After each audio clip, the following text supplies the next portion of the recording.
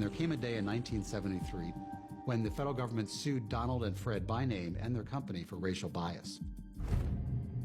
This was one of the greatest racial bias cases of its time. This was a particularly egregious case because the Trump Organization had allegedly put large C's to connote people of color who were applying for apartments. The government had him nailed. They had the Trump Organization nailed. There were multiple Trump employees who confessed that they had been instructed to divert black applicants for apartments, to discourage them, to tell them that apartments had been rented when they hadn't been. Donald Trump's regular lawyers tell him, settle it, just move on, do the right thing, do what you're supposed to do under the law. And Trump's not happy with that advice. He wanted to fight back. He went looking for a new lawyer in Manhattan. One of the places to see and be seen in Manhattan was called Le Club. Donald Trump walked in, and Roy Cohn was there holding court, as he often did. And Trump said, you know, I know about you. Can I ask you a question? Roy Cohn had 20 years of being a really aggressive, no-holds-barred, go for the jugular, fight back. Anybody says something to you, throw it back at them guy. He was famous for that behavior.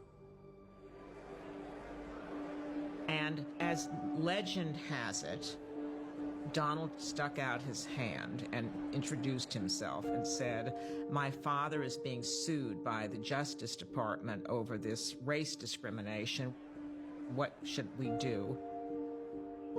And he said, listen, I've spent 2 days with these establishment law firms about a case we have. It was a civil rights case or something, and they're all telling us, give up, do this, sign a decree, and all of that.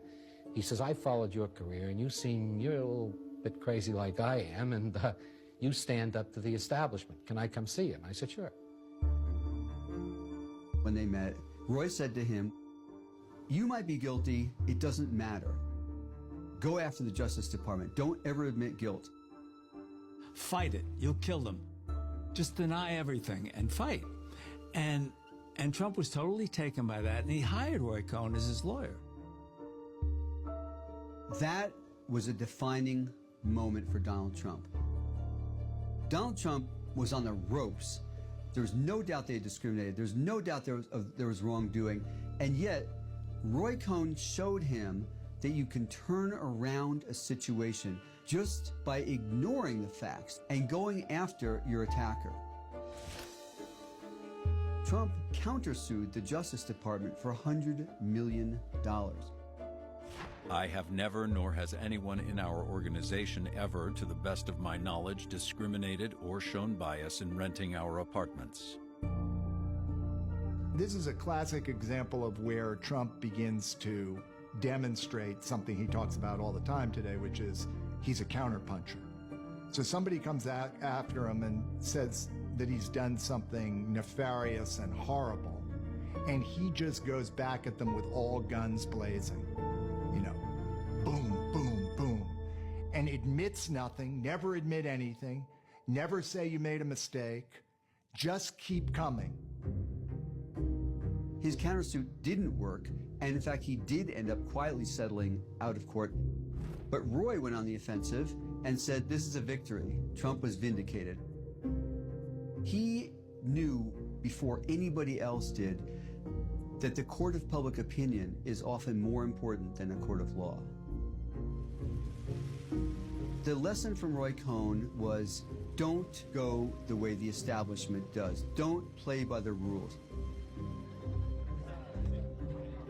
Donald Trump learned a lot of things from Roy Cohn, but I think that you could kind of sum it up by saying that bullying works really well.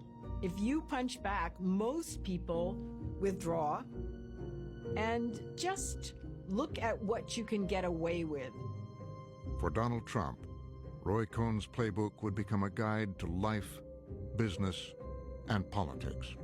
A witch hunt, a horrible, horrible, disgusting witch hunt. I did nothing wrong. We'd have a system that was rigged and disgusting. I did nothing wrong. Cohn's approach to life that he conveys to Trump is you fight back, and you fight dirty if you have to. Trump articulates this. And we fight like hell. And if you don't fight like hell, you're not going to have a country anymore. If somebody attacks him, he attacks them back, he says, 10 times as hard. He's not about diplomacy, he's not about negotiation, he is all about the fight.